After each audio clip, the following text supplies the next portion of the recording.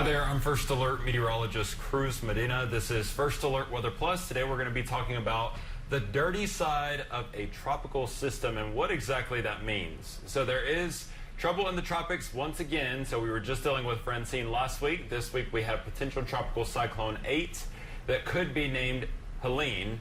And it's possible that it doesn't even get named, just given it couldn't get organized before moving on shore. But nonetheless, this storm has had a dirty side too. So we're going to talk about where that is, why it's important, and why we are actually on the clean side of the system this time, and how that could be a good thing for the mid-state.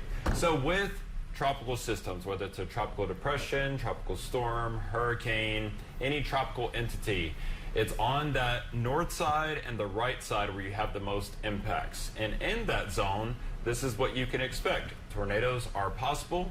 You get those tropical storm and or hurricane conditions, freshwater flooding.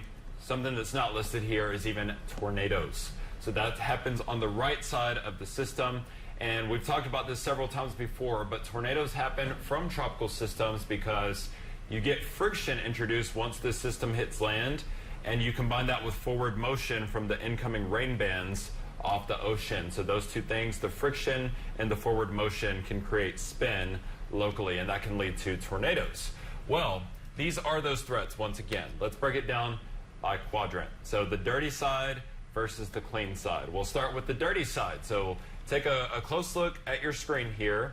I'm going to give you the big view, so you'll be able to see that in that right front quadrant, you get all of the impacts. You get the most storm surge, you get the heaviest rainfall that leads to flooding, freshwater flooding, coastal flooding, you get the tornadoes, and obviously the wind as well.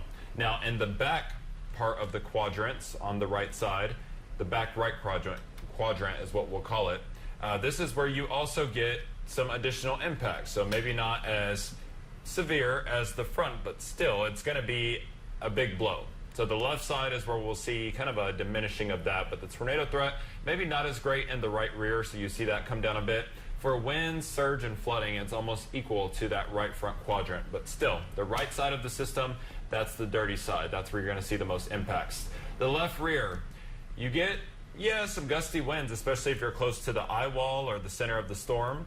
And there could be some flooding depending on how quick the system is moving.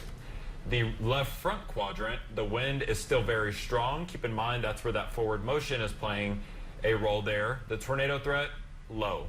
And then the surge and flooding, if anything, you can get anti-surge. So the winds at this point are pushing the water out toward the ocean. So in some cases, you'll actually see water retreat instead of coming inland from this. So once again, this is by quadrant. The right side by far has the most impacts, and you can see that listed here with these bars. So the orange and red bars are indicating that it's more likely that these things are going to happen. So that is a breakdown of what to expect in tropical systems and why we have a dirty side. Like I said, though, we do still have active tropical weather right now. So it's not really impacting the mid-state this time, but you'll see heavy rainfall is expected off to our east and parts of the Carolinas. If anything, as of the time that I'm streaming right now, there's already been 10 to 15 inches of rain reported in coastal North Carolina.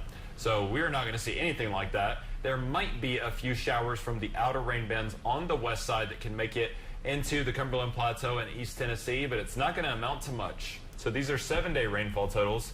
You'll see at best maybe a few tenths of an inch there. Other parts of the mid-state looking very dry. So we did just get a lot of rain from Francine, especially west of I-65. For some of you, that's going to be a good thing. For others, maybe not so much. So here is the latest on potential tropical cyclone 8. This storm never really organized. So like I said, it might not even get named, and it might stay as that, potential tropical cyclone 8. So the winds got above tropical storm criteria, but there was no closed center.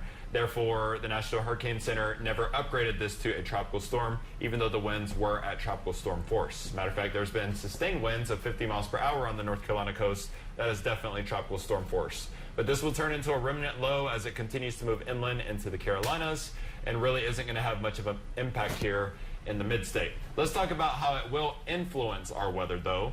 So with these systems, on that left side, you get counterclockwise flow around tropical entities or even low pressure in the northern hemisphere. So in this case, we're far enough away from this where what it's going to do for us is actually draw in some dry air. So notice the wind direction here. It's going to be out of the north and northwest over the next few days. At best, we get increased cloud cover Tuesday and Wednesday, maybe a little sprinkle or two there, but most of that rain is going to stay well to our east. The dry weather, the dry air, I should say, is going to win out. So you'll see the wind arrows here that's coming in out of the northwest that should help us to stay dry through the rest of the week. So your first alert 7-day forecast, this is going to show those dry conditions turning warmer, especially as we get to the end of the week, right around 90 degrees. And then the first day of fall is Sunday. Keep in mind, hurricane season does last through the end